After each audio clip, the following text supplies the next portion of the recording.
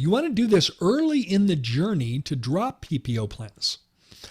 Because if you do it early in the journey, then the concept is to be proactive rather than reactive.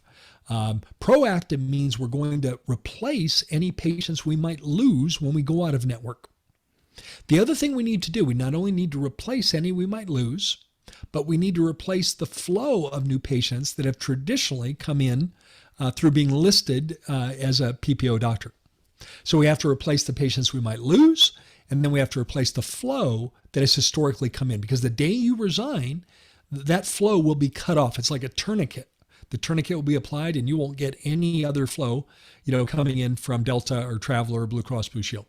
Now let's get a little bit more analytical about it. I would love to tell you that there's a way to do this and not lose any patients.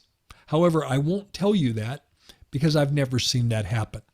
And having done this a few hundred times, if I've never seen it happen, I think it's pretty safe to predict that you're going to lose patients. Darren, does that make sense? Absolutely. Yeah. You're going to lose some. Now, what's interesting about it is that when we do a debrief with our clients after we've completed the process, every doctor said, I lost fewer patients than I imagined. So you're going to lose patients, but you're going to lose fewer than you imagine.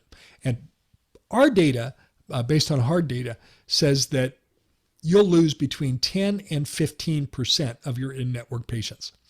10 and 15%, somewhere in between there. The best we've ever seen was a 7% loss. By the way, that was pretty good, right? 7%. Yeah, that was amazing. Yes. But on average, we see offices lose 10 to 15% of their existing in-network patients. So hypothetically, let's say you have 500 patients on Blue Cross Blue Shield.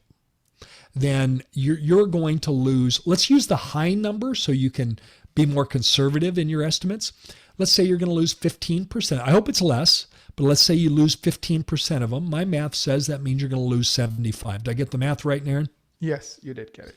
But let's say the flow from Blue Cross Blue Shield has been 10 new patients a month. I'm making up numbers here just to use illustration. So if it's 10 new patients a month, if I look at that, say on an annual basis, 10 new patients a month times 12 months would be 120 new patients. So we have 75 in the first year. We've got to replace 75 of our existing patients that we're going to lose. And we have to replace 120 that we're going to lose because the flow of new patients from Blue Cross Blue Shield will be cut off. 195. So we have to replace 195 new patients. And we want to do that ahead of time, because if we do it ahead of time, then you're operating from a position of strength. Right. We've already replaced them before we went out of network. And so you're operating, and I want to say you don't care how many you lose. Well, we do care. We don't want to lose any patient. Right. But when you've replaced them, you've already proactively solved your problem before it occurred.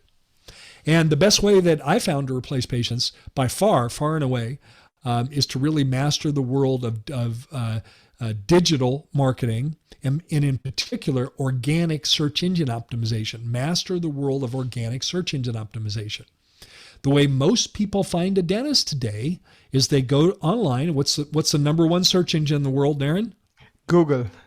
They go to Google and they type in something about dentist near me, or they type in we're in Phoenix. They might type in a dentist in Phoenix. They might be interested in a service. They might type in adult orthodontics Phoenix. They type in some kind of a phrase or term and then a location usually. Or mastering organic SEO means that if you've mastered it, you'll appear on page 1 of a Google search when someone in your community is looking for a dentist. The best way to do that, I would encourage you to jump on my shoulders. Now, some of you will remember I shared in past episodes that the reason I wanted to own a practice is I wanted to have a test kitchen where I could test concepts and then apply them with my clients, but also audiences when I was speaking, podcast listeners. And this is a great example of that, because I would say jump on our shoulders, use the same marketing agency that we use. Naren, of course, that's your agency, Equa, the one you founded and you're CEO of, EKWA, and become an Equa client and let you guys master digital marketing for my office so I can get the same kind of results we get at LifeSmiles. So that's what I would do. That's how I would replace them, jump on my shoulders and do what we did. We've been an Echo client for over 6 years, and I'm absolutely thrilled with the results that we see. We get more new patients a month than we ever have, and I'm spending less than we ever have. You'll get the same results. I started recommending Equa to our coaching clients after about a year of working with you, so I wanted to make sure the results were solid and repeatable, and they were. And we see the same results time after time after time with our clients. So that's what I would do.